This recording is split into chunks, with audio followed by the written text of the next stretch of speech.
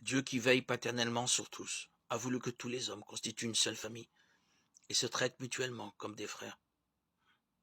Tous en effet ont été créés à l'image de Dieu, qui a fait habiter sur toute la face de la terre tout le genre humain issu d'un principe unique.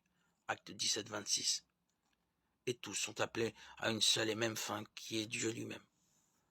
À cause de cela, l'amour de Dieu et du prochain est le premier et le plus grand commandement.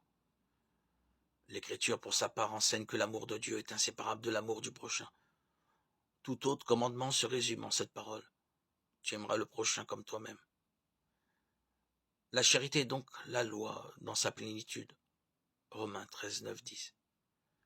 Il est bien évident que cela est d'une extrême importance pour des hommes de plus en plus dépendants les uns des autres et dans un monde sans cesse plus unifié.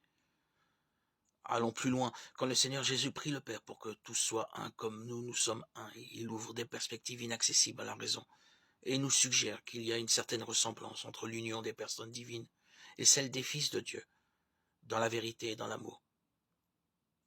Cette ressemblance montre bien que l'homme, seule créature sur terre que Dieu a voulu pour elle-même, ne peut pleinement se trouver que par le don désintéressé de lui-même.